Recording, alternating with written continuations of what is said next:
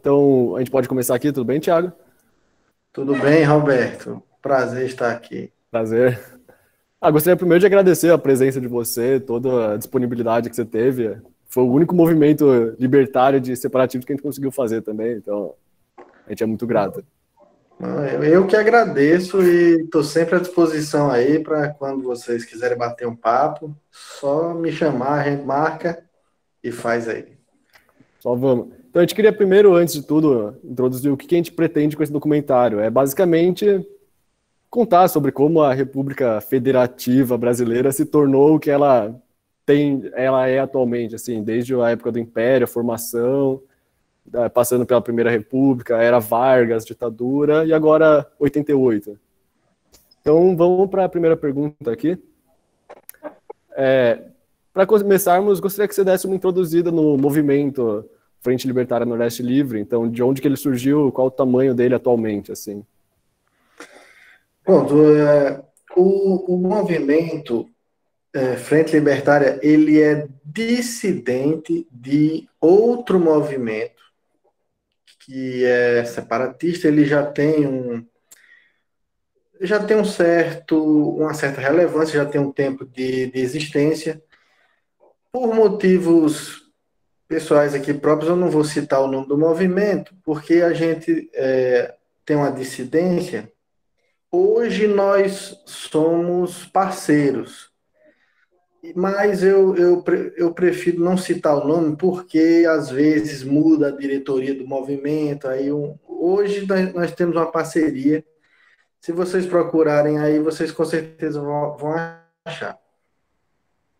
Só que o movimento, eles não especificavam muito bem o teor político do movimento. Eles apenas eram um movimento separatista que desejavam promover a separação do Nordeste, mas eles não tinham nenhum planejamento caso o Nordeste se separe. E aí? Para onde é que cada um vai? Como é que vai se organizar as coisas? E foi daí que eu, junto com alguns amigos, nós começamos a questionar isso. Não foi bem visto na época, hoje ele já tem outra visão. Então nós resolvemos fundar a Frente Libertária do Nordeste Livre. Nordeste Livre, inclusive, é por causa de outra página que existe, Nordeste Livre, aconselho quem quiser entrar depois, é muito interessante também. É um pessoal muito bacana que deixou a gente adotar esse nome do Nordeste Livre. Nós somos a Frente Libertária, que é justamente isso. Nós almejamos a secessão, mas com um cunho libertário. Então, muitas das dúvidas que muitas pessoas têm ao entrar no movimento já são sanadas, já são esclarecidas com esse viés. A gente explica tudo direitinho como se dará o movimento passo a passo, sem aquela questão de mas e aí, se vocês alcançarem o objetivo da secessão, como é que vai ser? Então é justamente por isso que nós temos um posicionamento político bem claro, para as pessoas saberem a que movimento estão aderindo. Se quiser, eu posso Ah, especificar também a questão libertária. Aproveitando, vocês têm frente em todos os estados do Nordeste ou algum não entra diretamente no movimento? Bom, Léo, não é isso? Léo, eu hoje eu não consigo lhe dizer com precisão se há frentes organizadas em todos os estados, mas eu posso lhe dizer que existem membros de todos os estados, inclusive de outros estados que não do Nordeste, mas que apoiam a causa. Muitos movimentos separatistas de outras regiões do Brasil simpatizam com a causa e apoiam. Então, pessoas de todos os estados hoje do Nordeste participam, sim. Agora, realmente, no momento eu não vou conseguir lhe dizer assim, no Piauí é fulano de tal que organiza. Isso aí eu não vou saber lhe dizer. Alguém tem mais alguma pergunta? Oi, atualmente é muito falado que o Nordeste é sustentado pelo restante do país, Uhum, mas poucos realmente entram em contato com esse assunto. sim. Então, gostaríamos que você nos contasse sobre como o Nordeste já serviu para o Brasil historicamente. Pronto, uma ótima pergunta. Olha, o estado do Nordeste, eu não vou mentir para vocês. Os estados do Nordeste são 9 estados do Nordeste.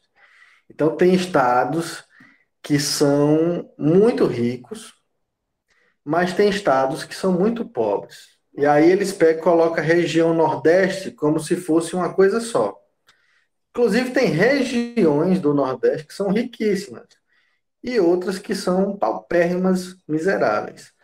No passado, o Nordeste ele era praticamente a locomotiva econômica do Brasil com a produção da cana-de-açúcar.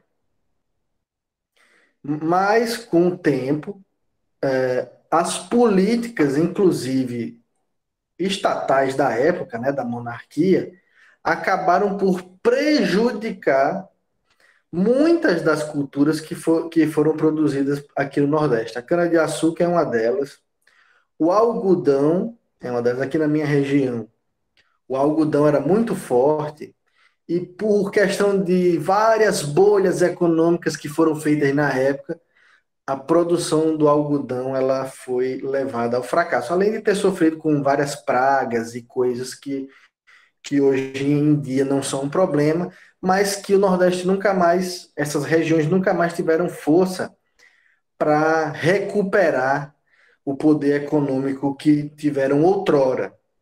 Por quê? Aí é onde a gente entra na questão que sempre, muitas vezes, é colocada. Ah, o Nordeste é pobre e precisa do resto do Brasil para sustentar. Por que, que o Nordeste não consegue recobrar o fôlego econômico, a vanguarda econômica que teve no passado?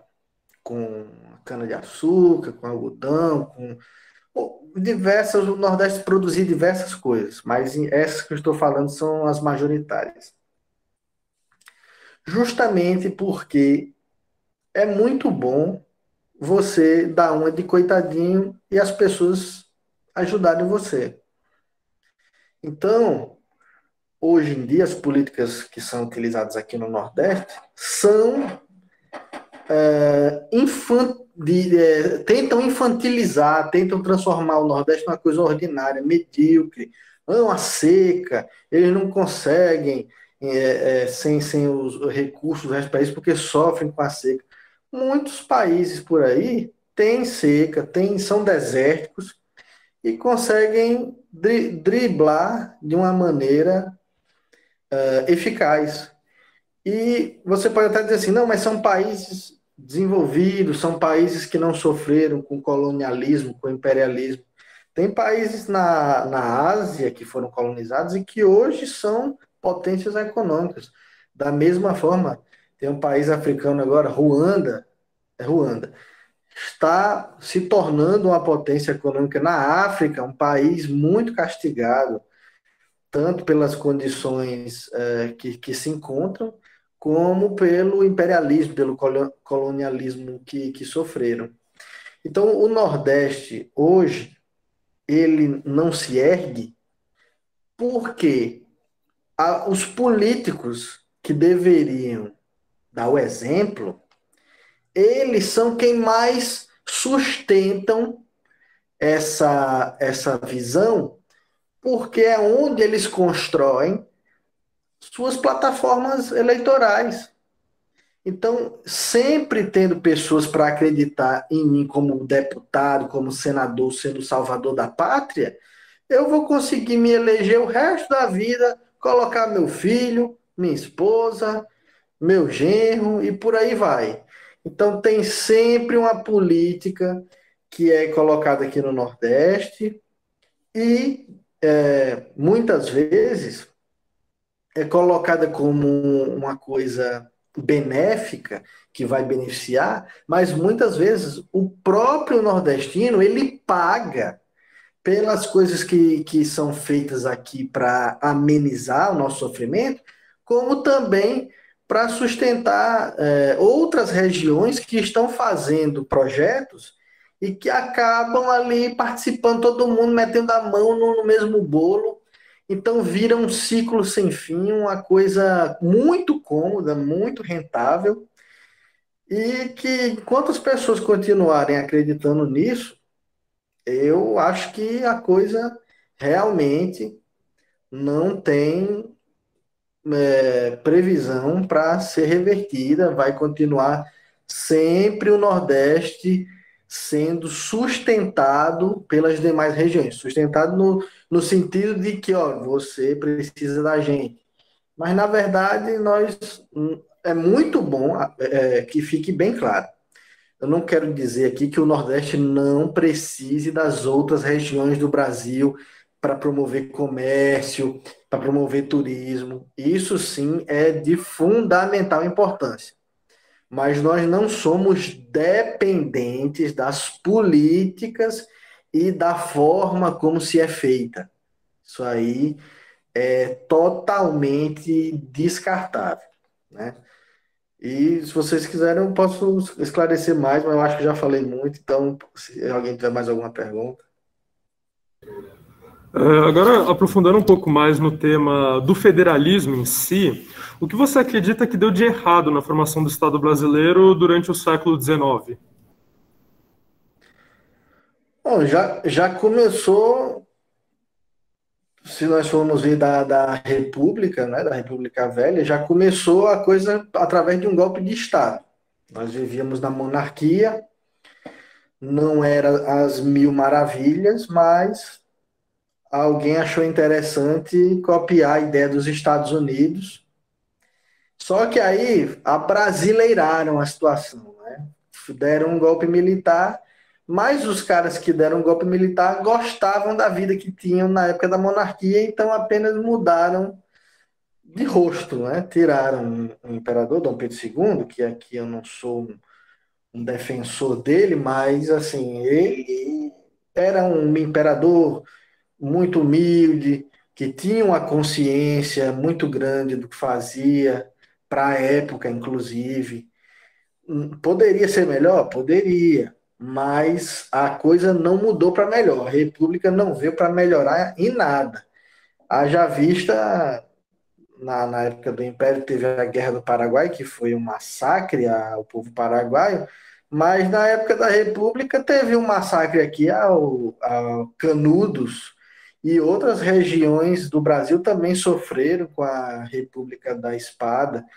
Então, algo que já começa errado, eu acredito que a tendência é sempre uma bola de neve, vai sempre piorando, piorando, e, ao meu ver, a única maneira de se contornar esse federalismo à brasileira, porque eu também não considero um federalismo pleno, é deixando cada um seguir a maneira de governo que mais lhe satisfaz, e de preferência que não precise subjugar as outras pessoas, os outros estados, não precise infantilizar os outros estados, enfim, cada um, eu acredito que nós brasileiros somos muito capazes. Infelizmente, nós temos crenças, nós temos paradigmas que são muito difíceis de serem quebrados. As pessoas ainda têm muito o sonho do federalismo brasileiro. Não, se nós ajustarmos o federalismo brasileiro, ele pode melhorar. Mas aí é que tá, gente. Não dá para começar uma coisa de cima do topo para melhorar para quem está lá embaixo. Porque quem está lá em cima não tem a mesma visão de quem está lá embaixo. O federalismo ele tem que ser começado da primeira camada da sociedade, e que eu quero dizer aqui para vocês, que é o indivíduo, que é a menor minoria da Terra, é o indivíduo. Se o indivíduo não tiver o poder para escolher o que é melhor para ele, não vai ser um parlamentar, ou um primeiro-ministro, ou um monarca, ou um presidente, que vai saber dizer o que é melhor para ele e para a família dele, porque ele está preocupado com outras coisas. Está preocupado com eleição, com verba, com emenda, com muita coisa, enquanto a pessoa da camada mais baixa está mais preocupada em sobreviver, né? E aí, Perfeito. Agora, entrando num tema recorrente até, o municipalismo, como o movimento lidaria com o excesso de municípios insustentáveis, digamos assim, que nós temos? ó, uma das pautas que o nosso movimento defende é o municipalismo. Por quê? Porque o município, na verdade, não seria nem um município. As cidades são as células físicas de uma nação. Um estado não é uma ideia. O estado de São Paulo, o estado do Rio Grande do Norte é uma ideia. Você precisa ter na sua mente que aqui passa a fronteira entre o estado de São Paulo e do Paraná. Já uma cidade, não, você vai pela estrada, você caminha em cima, os prédios físicos, você vê os prédios físicos, as pessoas, tudo isso. Então, o municipalismo é uma sugestão, não é algo que nós dizemos para ser. Não, a partir de agora, cada município cuida do seu e fica cada um independente, isolado. Jamais. Isso aí é uma ideia até absurda.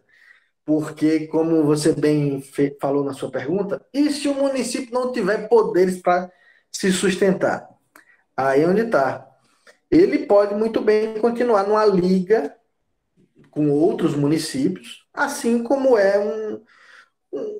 como deveria ser um Estado. Um Estado, ele deveria ser nada mais, nada menos do que uma liga de cidades. Mas hoje nós sabemos que o Estado é uma máquina burocrática para mexer politicamente com as cidades e... Porque a ideia do Estado é tão, assim, sem pé nem cabeça, eu vou usar a expressão mesmo, que tem estados gigantescos, como o de Minas Gerais, como o do Amazonas, que inclusive é grande, mas é pouco habitado. O de Minas Gerais é grande, muito habitado. E tem estados pequenos e pouco habitados, como é o caso aqui do meu, do Rio Grande do Norte, como é o caso de Sergipe, que é um estado muito pequeno. Por quê? Que tem estados maiores, menores. Tem pessoas que acham que faz sentido esse tamanho, mas não, é porque eram terras que foram herdadas por sesmeiros e que simplesmente já são muito habituados, acostumados a viver nesses quinhões de terra. E aí, eles utilizaram isso aí para dizer, não, agora são estados da federação, atribuem uma cultura local. Muita gente cai nesse papo de que no estado do Rio Grande do Sul é uma cultura local. Ok, pode-se dizer que sim, mas no meu estado tem regiões que são muito. O meu estado é pequeno, tem 3 milhões de habitantes, e é pequenininho, é o elefantinho lá na esquina do Nordeste. Nós chamamos de elefantinho porque ele lembra assim.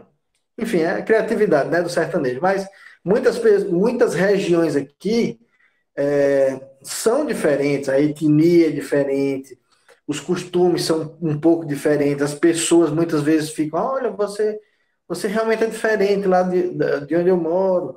E tem isso, tem muitas semelhanças, mas tem muitas diferenças. Então, às vezes, os estados hoje, eles estão ali, primeiro, porque foi uma alternativa cômoda que o Estado brasileiro achou. E segundo, eles atendem uma demanda política que há muito tempo, você vê, não tem estados hoje que brigam por fronteiras. Não, eu quero esse pedaço aqui, porque tanto faz para eles, entendeu? Não existe uma identificação como países que brigam por uma região. É tudo uma ideia, é tudo uma criação para idealização. Então, o municipalismo ele é uma sugestão de que os municípios eles podem, nas suas sedes físicas, se autodeterminarem, se autogovernarem. Mas nós vamos além. Pode ter o bairro, o meu bairro aqui, a minha região, ela quer viver sob o outro sistema, que o resto não quer. Ok. O fulano de tal, o fulaninho lá, não quer entrar nessa ideia. Ok, não tem problema. A minha cidade ela não consegue se sustentar. Então vamos continuar agremiados à Liga de São Paulo. Eu vou falar aqui do Nordeste, que é melhor. Então vamos permanecer agremiados ao município de Mossoró, que é um município aqui do meu estado. Porque é um município desenvolvido e vai nos dar todo o apoio. E caso os estados sejam tão pouco autossuficientes, que a ideia é que eles não sejam autossuficientes, pelo contrário, a ideia é que sempre haja uma conexão econômica entre os municípios, um livre comércio, uma troca muito grande, vai continuar sendo, se não puder ser uma célula menor, então que continue sendo uma célula maior, tão grande quanto um Estado, mas que faça sentido econômico, pelo menos. Não seja apenas uma ferramenta burocrática, que seja uma ferramenta que atenda à demanda, principalmente com um viés mais enxuto, não é? Sem muita burocracia, sem muito... você tem que ir lá no departamento do não sei o quê. Para que existe Detran, gente? É só para encher o saco e fazer as pessoas perderem tempo. Então, e é um exemplo que eu estou dando. Tem vários outros exemplos que eu podia estar citando aqui, de coisas que o Estado cria para colocar a gente lá trabalhando, cria ali uma classe, todo mundo fica amigo, todo mundo fica feliz, e vou sempre votar em fulano e tal, que defende a nossa classe. Mil desculpas, gente. Pode fazer mais alguma pergunta aí? Muito obrigado. Seguindo essa linha que você falou da identificação regional, assim, grande parte dos opositores aos ideais de secessão levantam a bandeira de que os movimentos têm um caráter xenofóbico. Para você, o que deve ser feito por parte das próprias iniciativas para tirar essa imagem que é previamente colocada? Eu vejo assim, que alguns movimentos são xenofóbicos. Esse é o problema. E aí, quando se tem é igual quando uma coisa é de mercado aberto. Quando um produto ou um serviço ele é de mercado aberto, você vai ver muito produto bom, mas muito produto ruim, muita coisa decepcionante. É o caso do movimento de secessão.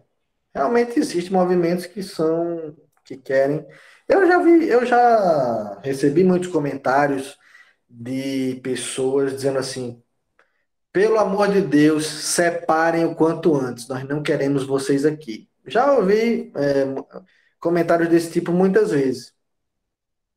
Mas eu posso garantir a vocês que hoje, pelo menos os movimentos mais sérios e com maior adesão, eles apenas não querem mais o sistema de governo brasileiro. Não é que eles querem se separar do Brasil e romper relações com as demais regiões. Não, aqui ninguém entra mais. O Frente Libertário Nordeste Livre, junto com o movimento O Sul é o Meu País, que é da região sul, tem uma relação muito boa. Inclusive, a gente até, numa entrevista que eu estava dando lá para o grupo deles, a gente tinha um plano de fazer uma autoestrada bem grande, com ferrovia, para ligar as duas regiões, para haver ali um intenso intercâmbio de serviços, de produtos. E eu vejo que quando o movimento ele entende a importância do movimento e ele entende a importância da autodeterminação, ele começa a entender que a xenofobia só atrapalha. Porque o seu irmão, que é diferente de você, que eu acho que seria um irmão, porque há uma cooperação entre as pessoas para que a sociedade funcione, se ele não estiver bem, a probabilidade de eu também estar mal é muito grande. Então, a xenofobia, ela não é uma virtude, o nacionalismo não é uma virtude. Eu amo meu Estado e vocês estão manchando a identidade do meu Estado. Isso aí não é uma virtude, atrapalha, é uma coisa até arcaica. Você gostar muito do seu estado, valorizar muito a cultura. Eu sou nordestino, priorizo muito a cultura do Nordeste, mas eu também gosto de tudo que tem por aí, da cultura chinesa, japonesa, italiana, tudo que tem por aí eu estou gostando. De São Paulo, poxa, eu nunca fui, infelizmente eu nunca fui ao estado de São Paulo, ainda irei, com certeza ainda irei realizar esse meu sonho de visitar o estado de São Paulo, e eu tenho plena convicção que eu vou gostar de muita coisa que eu vou ver aí.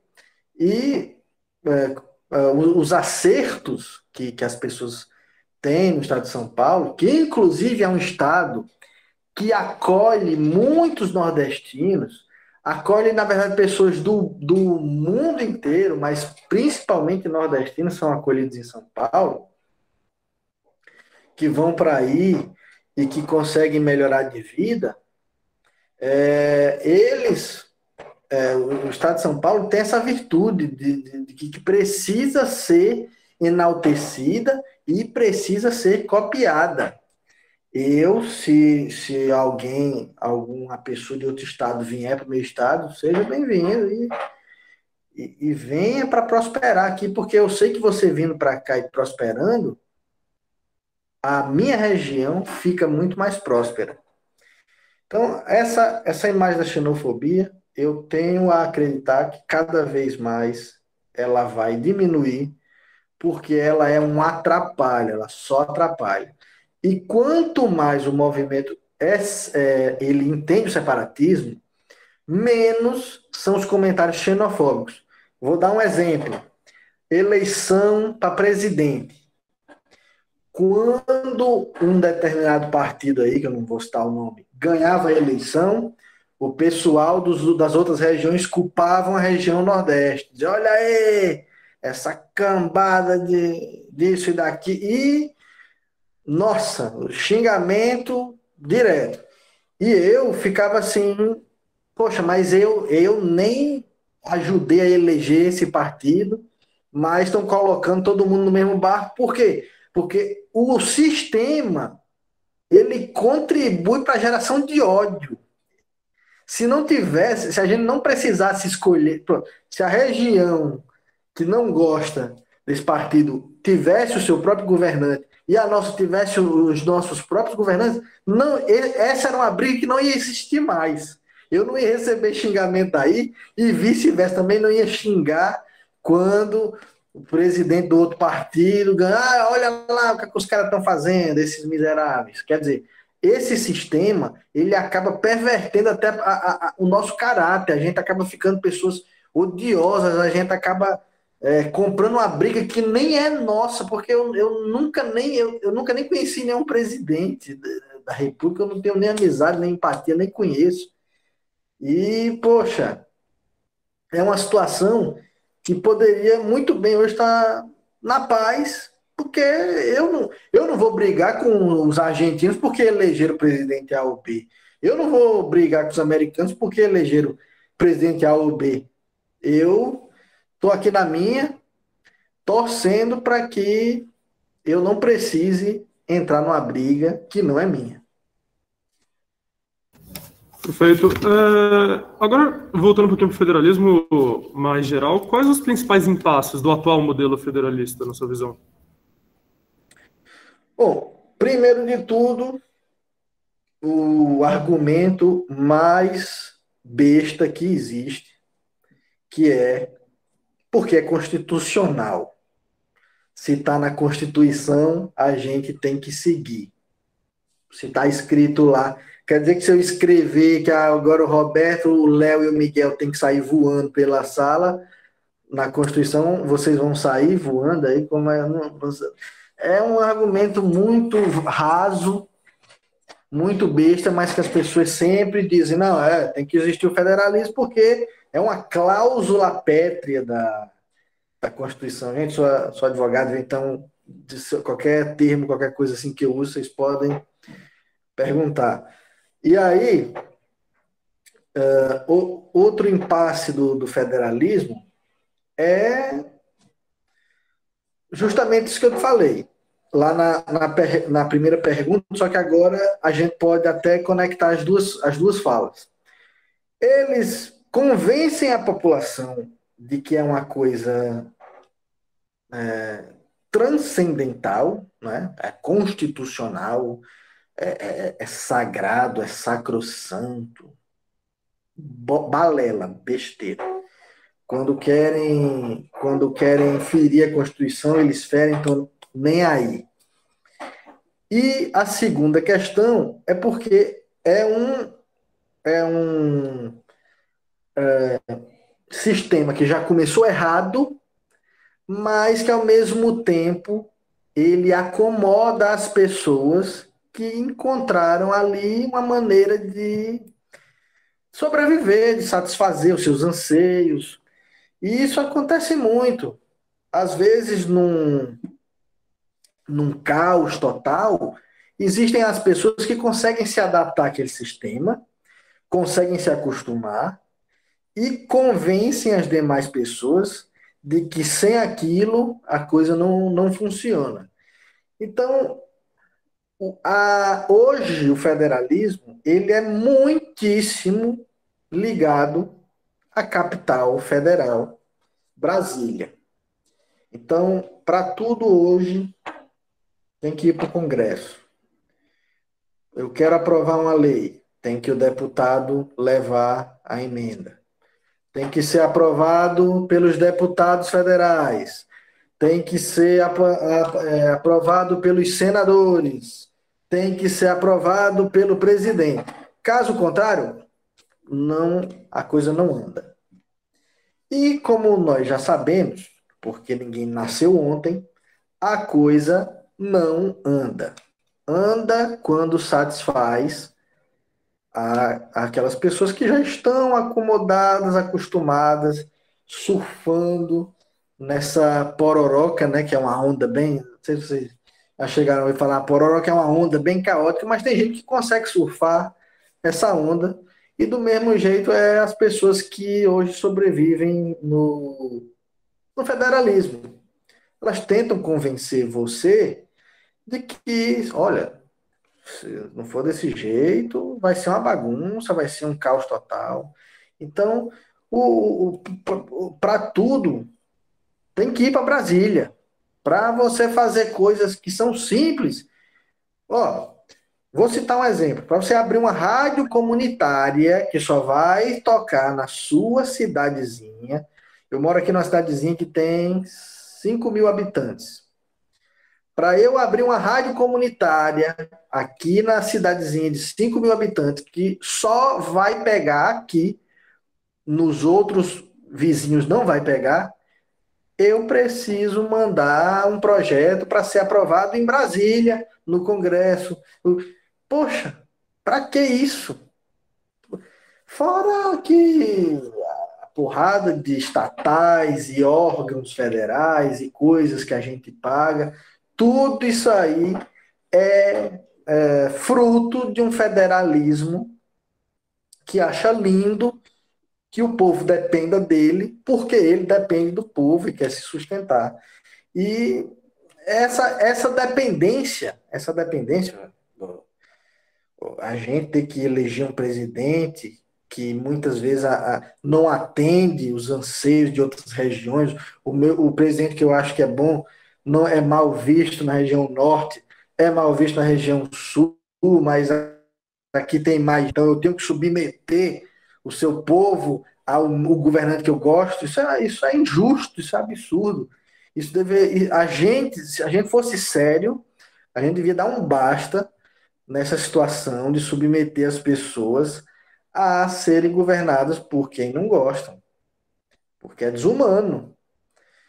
E, gente, são tantos impasses, Léo, que eu consigo lembrar de todos, ao mesmo tempo não consigo citar todos, porque são muitos, mas eu acho que os que eu já citei já serviu para aborrecer quem vai assistir essa entrevista e lembrar e falar, cara, é mesmo, é verdade, que coisa triste, né? Então, agora nessa linha aqui, Thiago, quais você acha que têm que ser os primeiros passos para garantir a autonomia da região Nordeste antes mesmo de um processo de independência acontecer? Ah, ótima pergunta. Eu vou dizer para você que atualmente a primeira coisa que eu sempre friso é a educação. A revolução, ela tem que começar. A revolução não, perdão, não é essa palavra que eu quero usar. A mudança, ela tem que começar no intelecto. Então, as pessoas, elas precisam saber ao que estão aderindo, ao que estão adotando. Porque na época que o Brasil era monarquia e mudou para a república, foi um pequeno grupo. Inclusive, tem um trecho de um livro, que eu agora não estou lembrando o autor, me desculpem, mas que cita a seguinte frase: o povo assistiu bestializado ao golpe militar da proclamação da República. Ou seja, o povo assistiu bestializado no sentido de que o povo não sabia o que estava acontecendo.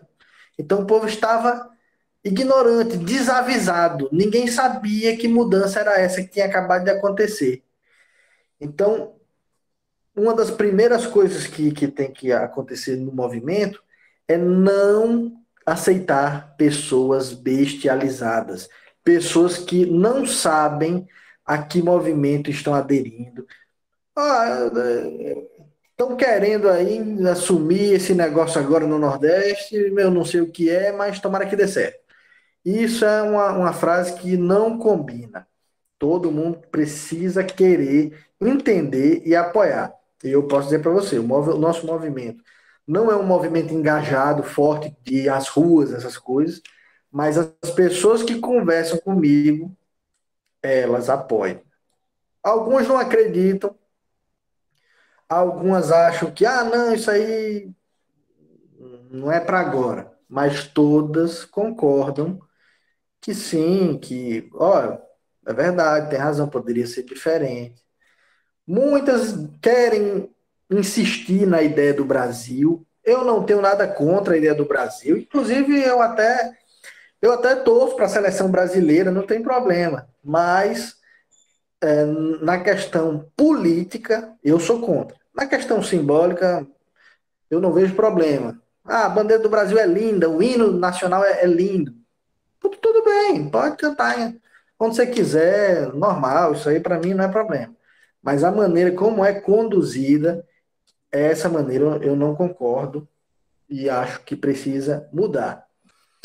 E eu vou te falar uma coisa, Roberto.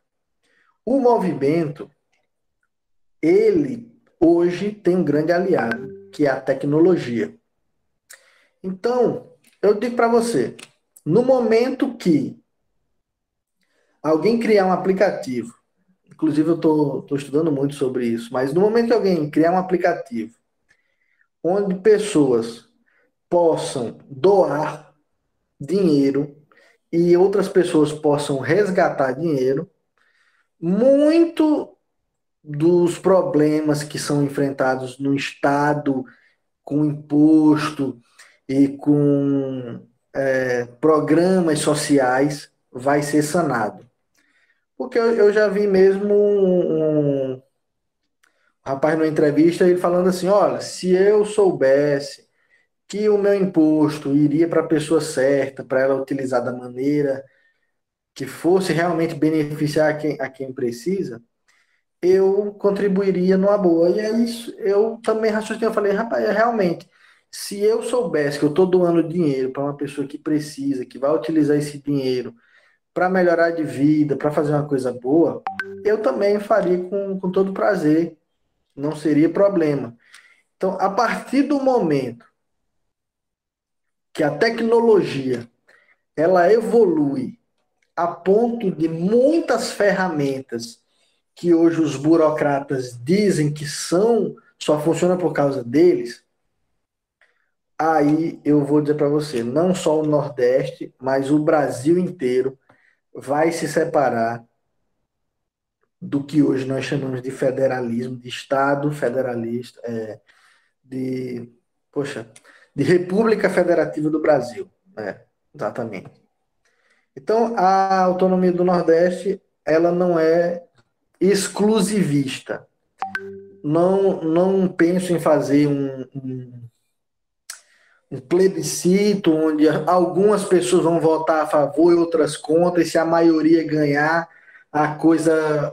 Não. Vamos utilizar métodos que sejam, de preferência, personalíssimos, individualistas, mas que atendam de forma inteligente aos anseios, às demandas da sociedade. Então, hoje, nós temos dois fatores que podem ser primordiais. As criptomoedas, que são libertadoras, que funcionam através das blockchains, que elas não precisam de banco central, ou seja, não precisa de burocrata em cima, articulando.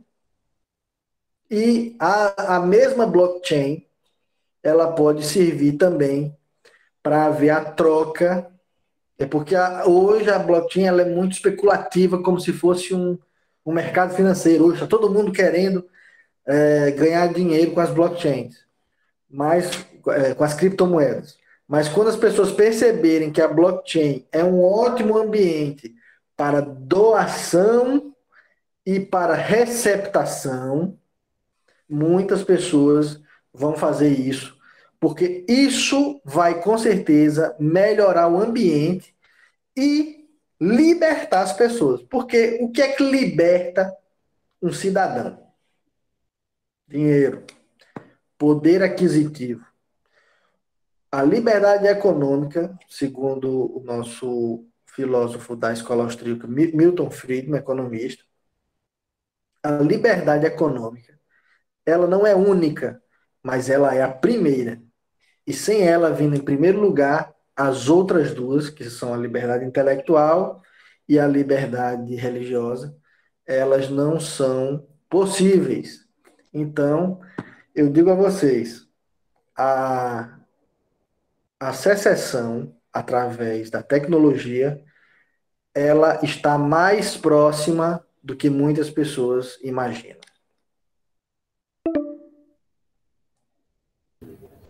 Deu algum problema aqui, foi. Fora do cenário de secessão em si, mas sim no Brasil atual, quais você acredita que sejam os benefícios da competição entre os estados e municípios na guerra fiscal, visando atrair investimentos? Olha, eu diria para você que se houvesse de fato, né, assim, de forma... Porque muitas vezes existe um lobby lá em Brasília, e aí acaba que os amigos do rei acabam muitas vezes se sobressaindo. Então, a competição, ela acaba sendo... Eu sei que a competição ela nunca vai ser justa, mas ela acaba sendo desleal. É diferente da competição entre os estados ela ser injusta, que isso sempre vai ser. haja vista a diferença das regiões, do tamanho, dos recursos, sempre será desigual, sempre será injusta. Mas muitas vezes ela é desleal, porque às vezes o melhor produto, ou, aquele estado que tem uma coisa melhor a oferecer, ele acaba se submetendo a um outro estado que não oferece a mesma coisa, mas é beneficiado porque alguém vai lá, assina um papel e diz que tem que ser. Então, enquanto a concorrência ela for dessa forma, desleal, para atender a uma série de interesses, para muitas vezes até subjugar o meu adversário político, enfim, muitas vezes isso acontece coisas desse tipo. Então, essa maneira como é feita, que é feita hoje, eu acho abominável. Né? É algo que eu não sou favorável. Mas a coisa na prática, ou seja, cada um ali na concorrência, ainda que desigual, ainda que injusta, mas pelo menos você sabe que o seu produto é inferior, o seu serviço é inferior do outro, então vamos buscar melhorar, porque aí sim nós vamos vencer a concorrência. Aí ok, aí beleza. Mas no momento que a coisa é nebulosa, eu não sei onde melhorar, onde piorar, porque fulano de tal está sempre ganhando, sempre consegue, porque o pai dele, o tio dele, o partido dele está sempre no poder. Aí, amigo, é complicado porque você não sabe quando você está bem ou você só está bem se você fizer amizade, se você tiver lobby, se você tiver políticos influentes para satisfazer ali o seu setor, enfim. Eu, eu vejo isso até mesmo como prejudicial em estados muito ricos, como do norte do país, tem estados muito ricos, mas que não são muito habitados ou apenas poucas pessoas ali que atendem a demanda. Então, acaba não havendo desenvolvimento e aí é prejudicial, o que deveria ser o contrário, né? Quando há uma concorrência, quando há uma luta para você ser o melhor, o, a lógica é que você evolua, que você melhore, que as coisas, né? Muito se diz, a concorrência faz as coisas melhorarem, crescerem. E aí, da maneira como é feita, eu diria que até faz regredir esse cenário.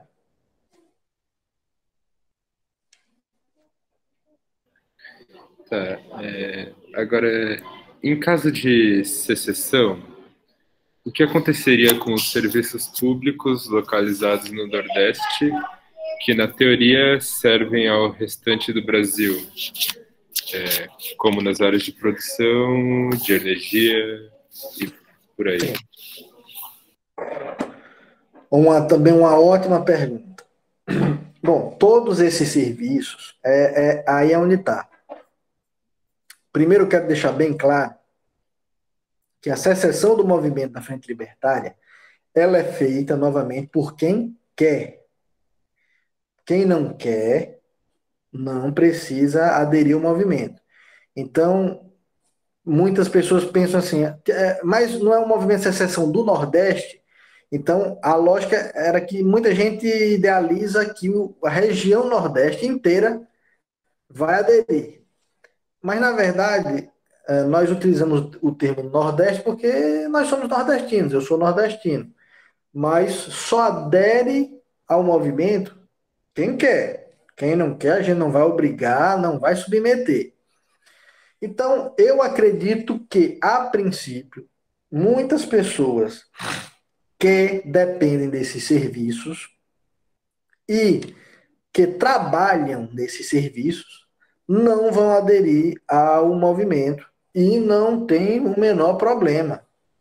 que continuem aí, porque realmente, no momento, eu não sei que rumo dar para essas pessoas.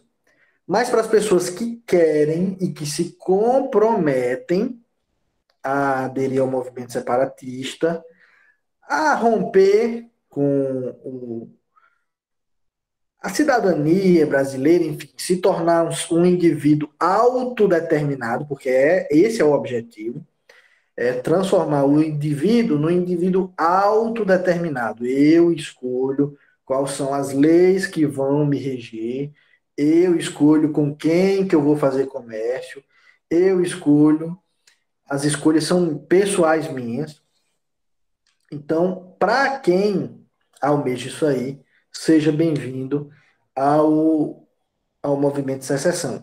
As pessoas que não querem e que necessitam, se acham dependentes dos serviços e da máquina pública, como funciona hoje, provavelmente vão permanecer aonde estão. E eu digo para você que dá para coexistir tranquilamente. Um setor ali coexiste da mesma maneira como eu tenho um exemplo que eu gosto muito de utilizar. No sul do Brasil tem uma cidade chamada Santana do Livramento, fica no Rio Grande do Sul. Ela é divisa com a cidade de Rivera, no Uruguai. Só que elas são duas cidades em uma, são coladas. A praça, ela tem uma parte que é no Uruguai e uma que é no Brasil. Tem casas que o banheiro é no Uruguai e a sala é no Brasil. Então, é possível sim coexistir de forma fragmentada. A pessoa, meu vizinho, continua no sistema federativo brasileiro, eu já não mais. É possível sim, porque na prática já funciona. Inclusive, se eu não me engano, tem uma fronteira na Bélgica com a França, ou é com a Espanha.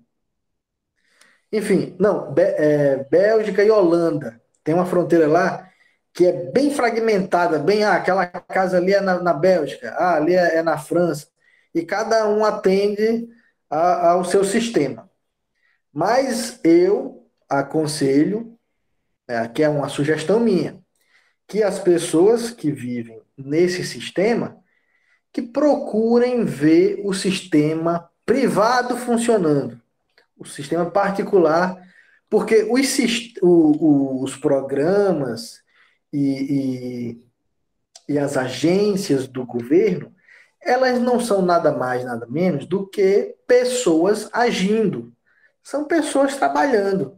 Então, a ação humana, ela pode ser, ela sempre vai ser uma ação humana, mas aí você pode dar o caráter particular ou público. Mas uma federalista, elas podem adotar da maneira privada, particular, que também será feito por pessoas. Agora a gente vai falar algo mais específico sobre o que ocorreria com os capitais que já estão investidos no Nordeste, principalmente os que já pertencem ao governo federal. Isso é coisa como infraestrutura. O que ocorreria com eles? Uhum. Pronto. Essa pergunta, inclusive, a resposta ela vai ser muito parecida com a que eu já estava falando, então é bom porque já entra no assunto que a gente foi interrompido. Mas é muito parecida a questão. Os capitais já investidos no Nordeste, os projetos que estão em andamento, por exemplo, transposição das águas do Rio São Francisco, né? E aí, o que é que vai acontecer? Olha, gente, o que é feito pelo Estado brasileiro, ninguém vai chegar e embargar. Pelo menos da parte do movimento, não. Se o governo brasileiro se sentiu trajado, aí é outra história. Mas por parte do movimento, nada que é feito pelo governo federal, que está sendo feito, vai ser barrado, vai ser embargado, vai ser impedido. Não. Essas coisas continuarão da mesma forma. Só que é aquilo que eu falei na resposta anterior. As pessoas que aderirem ao movimento, elas provavelmente não estarão mais pagando impostos ao governo federal. Então, não será, não serão, não será um retorno viável para o governo federal, se podemos falar assim, né? Porque investir aonde não existe um colhimento de impostos. O colhimento é para amenizar, porque eu acho que não é um colhimento, é uma intervenção abrupta, é roubo o imposto, e aí o roubo de impostos ele vai ser menos favorável na região, então não sei se o governo federal iria se sentir bem investindo onde as pessoas não são mais roubadas. Pelo menos não da forma como é hoje. Pode ser que amanhã eles inventem outra maneira, eu não sei. Tomara que não. Mas é isso. Quem quer aderir para o movimento, fica separadinho aqui, interagindo.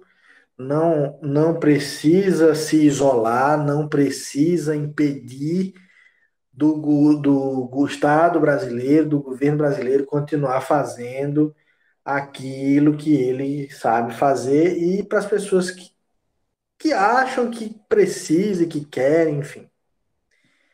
Então, que continue o trem rolando, ninguém vai se intrometer. Mas também não impeçam das pessoas de não quererem mais investir, de não quererem mais contribuir com esses capitais, porque os capitais que estão investidos no Nordeste têm participação dos nordestinos financeiramente, os impostos são pagos aqui, são investidos aqui. Então, não impeça daqueles que não querem continuar investindo ou sendo roubados, né, para eu me sentir mais à vontade no meu texto, sendo roubados através dos impostos, não obriguem essas pessoas a viverem dessa maneira. Mas podem continuar à vontade, fazendo transposição de rio, fazendo estrada, não tem isso aí, não tem problema. Eu é que não quero mais fazer parte desse investimento da forma como é feito. Se quiserem negociar uma outra maneira, essa estrada aqui eu utilizo, eu quero investir de outra forma, ok. Ah, não, através de imposto. Não, através de imposto, não.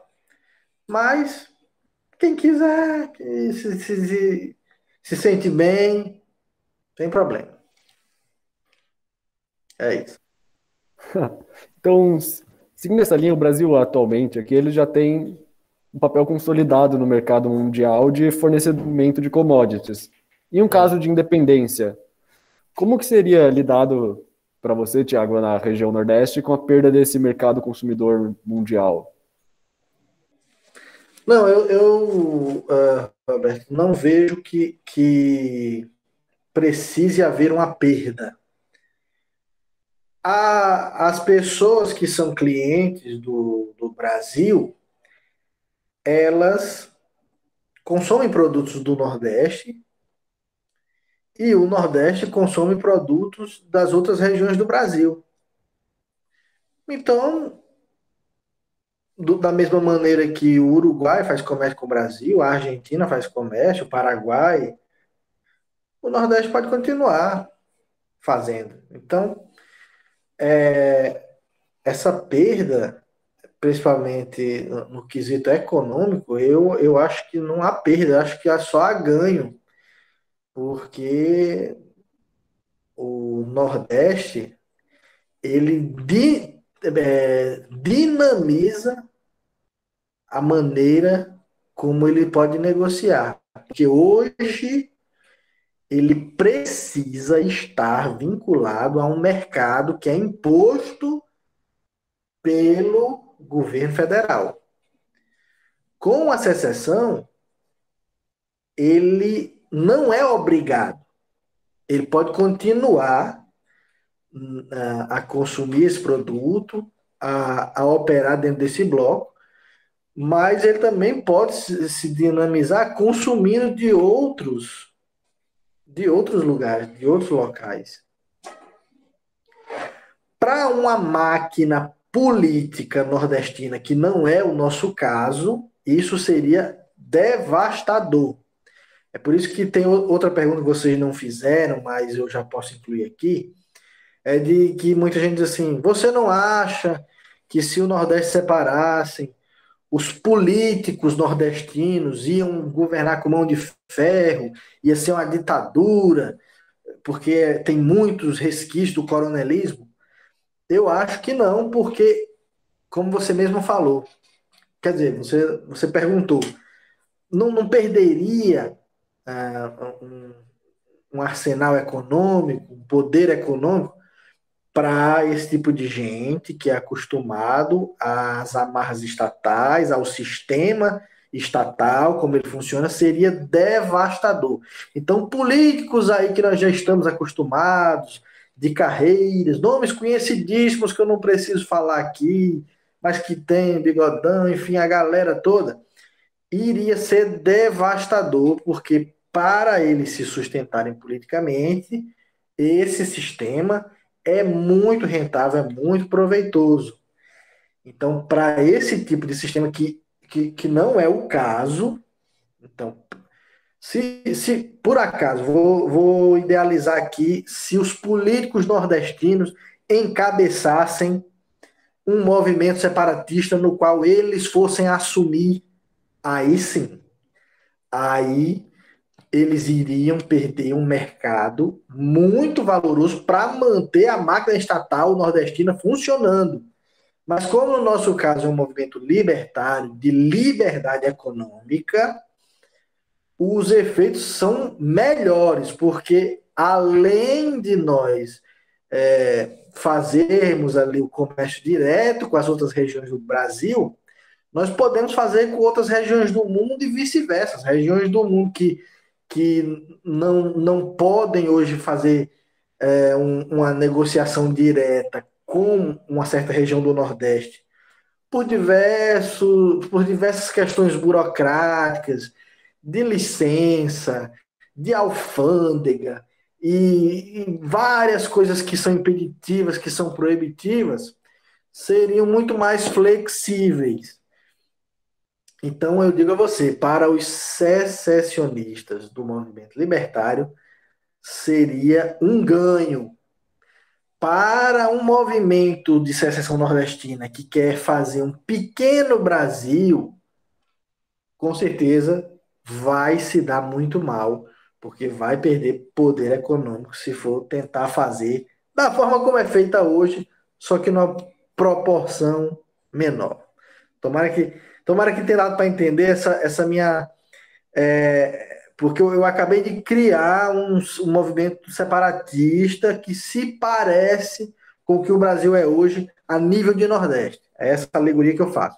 E não é, repito, não é o caso do nosso movimento, certo? O nosso movimento não pretende seguir o modelo que é feito hoje nos moldes do que seria do projeto do Nordeste que nós temos.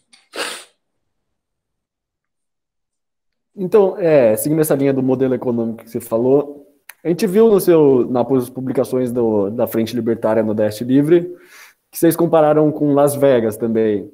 Aí eu pergunto, qual que seria o papel da região Nordeste independente já a nível mundial, assim, em termos econômicos?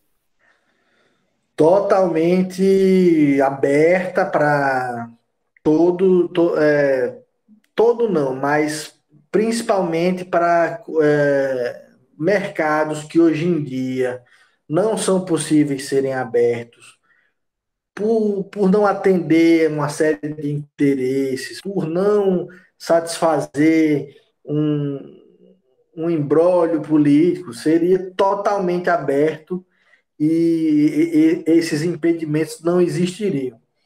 Eu faço uma projeção otimista de que o Nordeste seria um local muito mais cosmopolita, muito mais interligado com todas as regiões, assim como cidades como Hong Kong, como a própria Las Vegas, como Dubai, inclusive. É claro que Dubai tem um petróleo, mas aqui tem petróleo no Nordeste.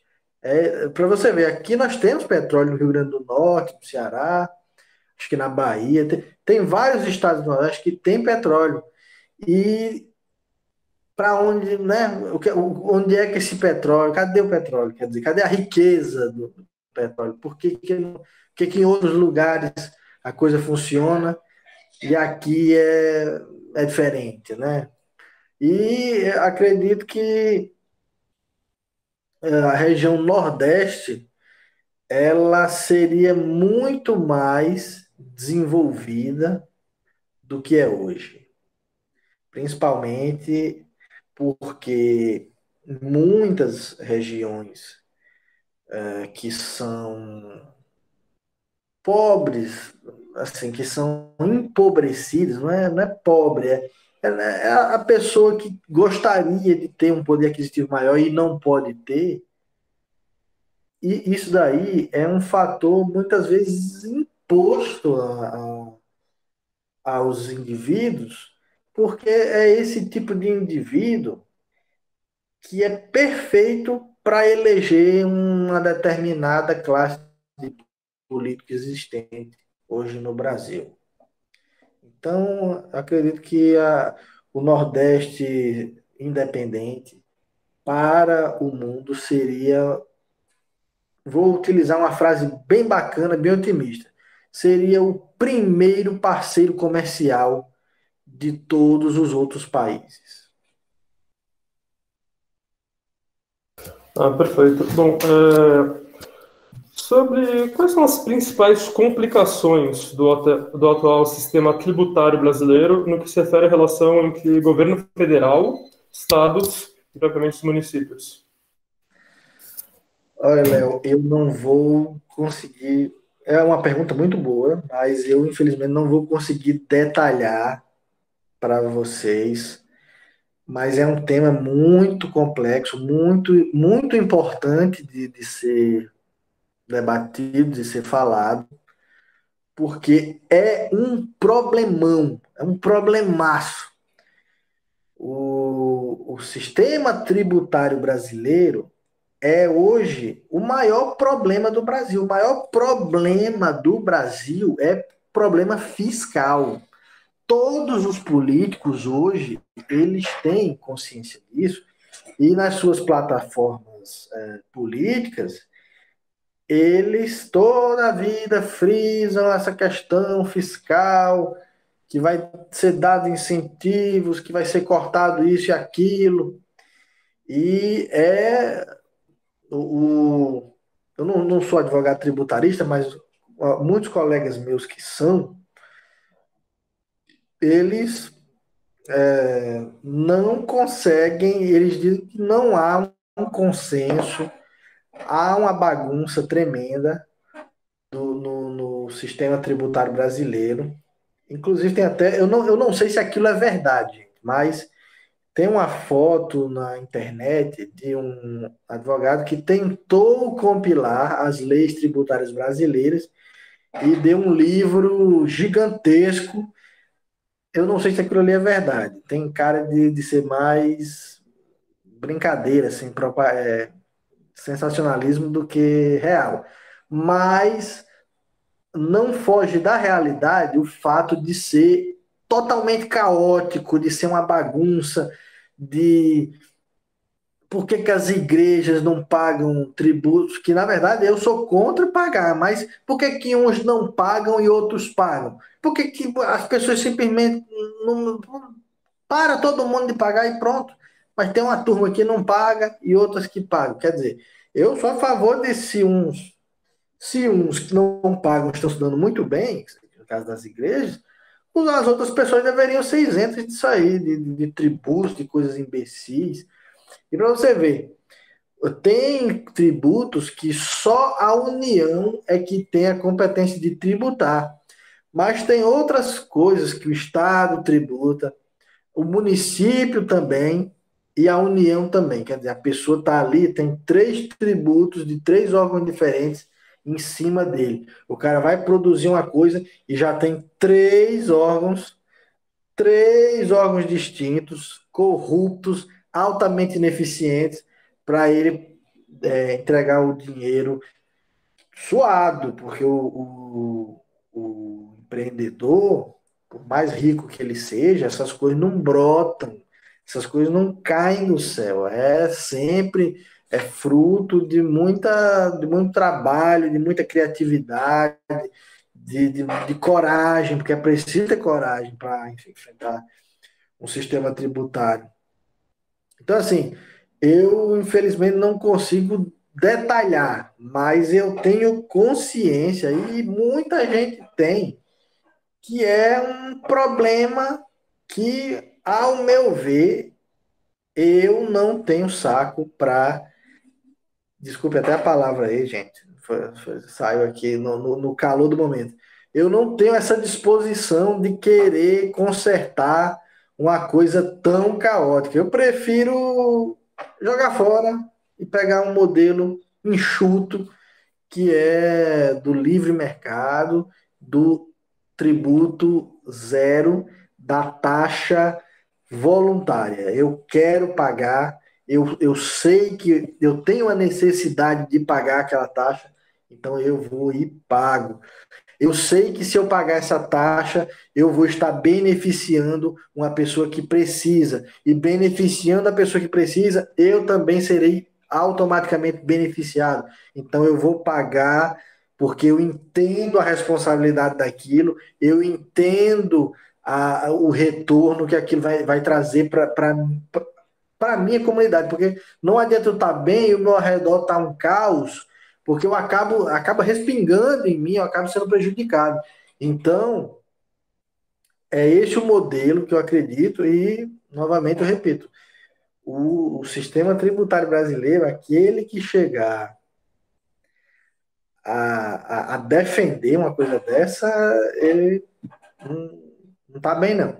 Porque é uma bagunça, cada um quer fazer do seu jeito, e às vezes aprovam um tributo que tem uma validade quando o cuida acaba e aí aprova outra.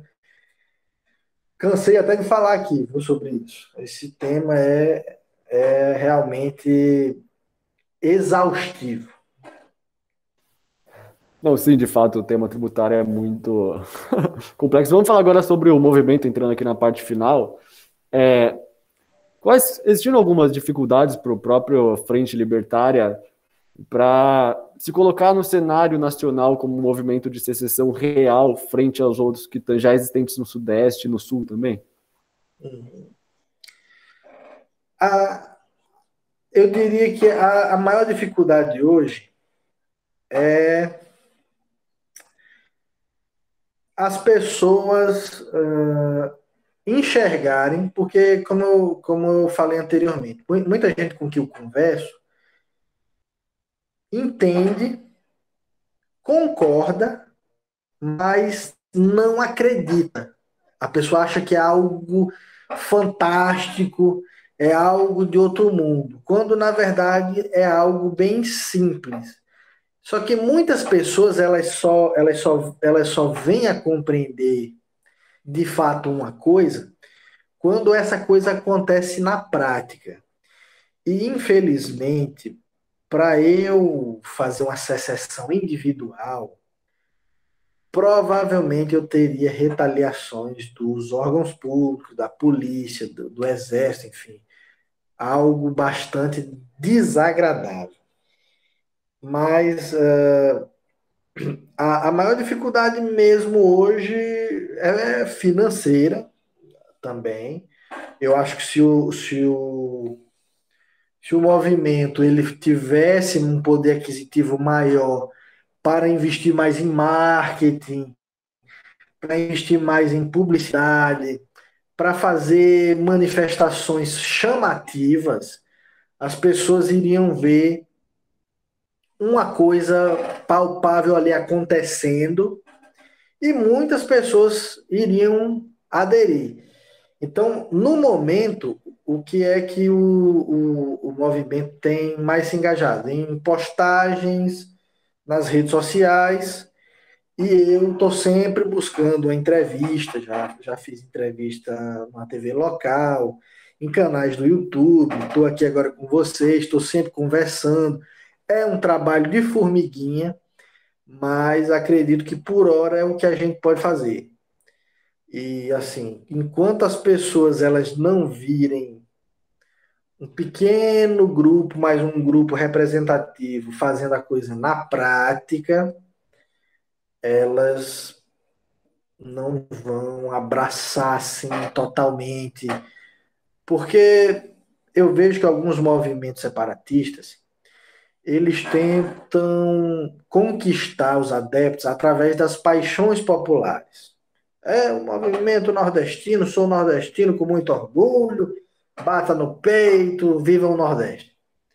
E isso é muito bacana, é muito importante acender essa chama, mas não é tudo, gente. A paixão pela sua terra é algo bacana, mas a proposta não é essa. A proposta é fazer a coisa andar, é fazer a coisa ter futuro. Então, nós não apelamos muito para as paixões populares, justamente porque nós precisamos de pessoas esclarecidas no movimento, que acreditam no movimento e que entendem o movimento. Então, a dificuldade é essa. Está muito atrelada a educar, a fazer a pessoa compreender, e eu acredito que isso só se dê de fato com uma boa escola.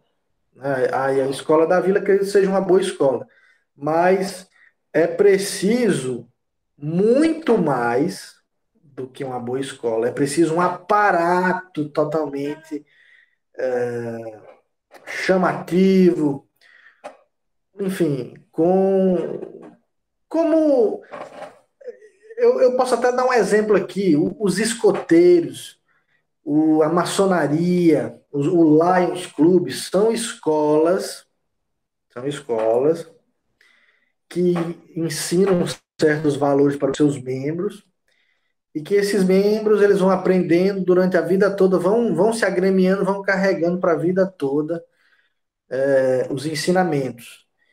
Então eu acredito que eu tenho esse sonho, essa vontade de criar escolas que ensinam o que o nosso projeto almeja, o nosso objetivo. E eu acredito que a partir daí o movimento ele vai começar a ganhar mais corpo e principalmente ele vai ter uma forma mais física do que apenas nas redes sociais. E aí, amigos, isso aí é fácil eu estar falando aqui para vocês o projeto. Mas para eu sair, juntar gente, arrumar um espaço, fazer tudo, aí também é outro trabalho de muita paciência, requer tempo e é isso. Não é também fazer o Thanos, né? Não é estalar o dedo que o Estado vai separar, que metade da população vai sumir. É muito mais formiguinha ali, tijolo a tijolo, mas nós vamos conseguir chegar lá. Então, com a liberdade com a secessão em si, essas pessoas que saíssem do Brasil, né, como como Estado, teriam algum sistema político a ser seguido? Se elas quisessem ter um sistema político, sim. Novamente, eu vou frisar essa frase aqui. Nós não vamos impedir, ao mesmo tempo também não vamos obrigar, ao mesmo tempo não vamos nos submeter. Então, digamos que, vou citar meu exemplo pessoal, eu, Tiago. O meu amigo Roberto aqui, ele também é nordestino, eu não sei se é, viu? Estou só citando exemplo. Ele é nordestino. Aí ele chega para mim e fala: Tiago, eu queria ser o seu prefeito, cara. Ah, é, Roberto, e qual é a sua proposta? Minha proposta é essa aqui, essa aqui. Ah, bacana, gostei. Tá bom, pode contar comigo. O que é que você precisa? Ah, preciso que você faça isso, isso, isso, aquilo. Ih, Roberto, isso aí não dá para mim não, viu? É melhor você ir pro próximo lá, perguntar para ele então. Eu tô fora. Ah, Tiago, mas então se você não vai me querer como prefeito, o que é que você vai fazer? Ah, Roberto, por enquanto, eu serei o meu próprio prefeito, eu serei o meu próprio presidente. Eu vou buscar fazer negócios com outras pessoas, eu vou buscar contratar pessoas para prestar os serviços básicos que eu tinha no Estado brasileiro e que eu preciso. Então, vai ser muito uma questão de escolha. Se as pessoas quiserem continuar no ambiente político, cabe a quem quer. A quem quer outro esquema. Então, é um pouco, perdão, é um pouco complicado, é preciso citar muitos exemplos, porque nós, pelo menos, eu não sei vocês aí que são, acredito sejam bem jovens, mais do que eu até, que sou jovem, mas vivi a vida toda acostumado ali num sistema. E aí, para minha cabeça, raciocinar um esquema diferente do que eu estou acostumado é meio trabalhoso, é meio. A gente fica assim, ih, caramba, como é que vai ser e tal. Mas é justamente como eu estou tentando explicar aqui. É um sistema fragmentado e multiversal. Cada um ali escolhe a maneira como quer. Se várias pessoas quiserem continuar num sistema político parecido, inclusive para as pessoas não acharem que o que eu estou falando é algo muito diferente, eu vou dizer para vocês, não seria, gente, muito diferente principalmente se tratando de serviços básicos, como, por exemplo, segurança, saúde e educação, né, que sempre é muito falado, segurança, saúde e educação nas plataformas políticas. Esses é, são três necessidades básicas de uma sociedade. Então, provavelmente, esses sistemas funcionariam não muito diferente do que o que já existe aí. As escolas seriam particulares, a saúde seria parecido com o que é particular hoje, é porque existe muito lobby na saúde hoje e acaba encarecendo a saúde como nós conhecemos hoje. Mas no nosso sistema, como há um livre mercado, uma grande concorrência, esse preço cairia muito, seria muito mais barato do que é hoje. E do mesmo jeito também seria no sistema educacional. Que o sistema educacional hoje, ele praticamente é na internet. Existe ainda escolas, as pessoas vão às escolas, vão às universidades, mas hoje em dia, na internet, tem tudo para você ir do primário ao ensino superior. Hoje você procura lá, você acha tudo. Então, basicamente hoje, a educação, você mesmo pode fazer a sua pesquisando na internet E com a diferença que, assim, a burocracia do diploma, o seu diploma não vai valer, mas o conhecimento basicamente já está difuso na internet. Então, os sistemas que são necessários, eles seriam muito parecidos com o que já funciona hoje por aí. O que funciona no Brasil não, porque no Brasil existe muitos defeitos, existe muita burocracia, existe muitos impedimentos que precarizam e encarecem o sistema.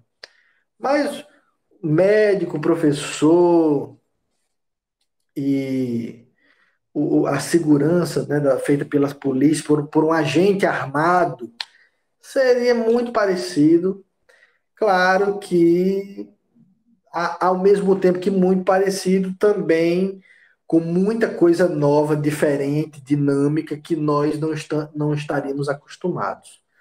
Mas o sistema político ele tem um raciocínio lógico, isso é fato, mas não necessariamente ele tem que ser da maneira como dizem que tem que ser, porque da maneira que dizem como ele tem que ser, muitas vezes ele é assim, porque ele atende a um grupo específico que se dá muito bem com a maneira como ele funciona.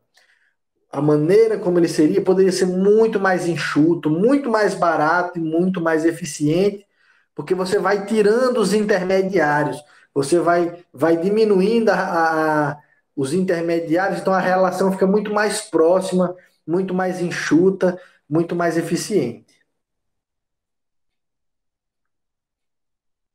Tomara que eu. Bom, então. Você vai falar? Pode continuar. Não, assim, tomara que tenha ficado claro, assim, tomara que o que eu falei Ah, tenha. sim. Muito obrigado. Eu gostaria de novamente agradecer. Eu acredito que a gente chegou à parte final aqui. Opa! Já eu gostaria de agradecer todo, que pelo menos vou falar por mim, pelo menos eu a favor do separatismo, assim, de todo quebrar o Brasil em tudo, assim. Então a gente vai dar ficar um pouco tendencioso o nosso vídeo, assim, também, mas entendeu? Então agradecer aqui, muito obrigado. Eu que agradeço, Roberto, por você ter nos procurado pela essa entrevista, que acredito que vai render bons frutos, e espero também que a nossa entrevista ela seja bem esclarecedora, porque realmente é um assunto que é simples, mas ao mesmo tempo, por um detalhe ou outro, as pessoas acabam ficando ainda mais confusas. E aquilo ali, pô, ele não esclareceu. Então eu peço até, agradeço e desde já peço desculpa se eu deixei alguma coisa nebulosa. Então agradeço a vocês aí, os rapazes, o Léo, o Miguel, o Pedro, que não perguntou nada, mas eu tô vendo que ele tá aí também. E quando novamente, se quiserem outros eventos aí, podem contar comigo, que a gente tá aqui, viu?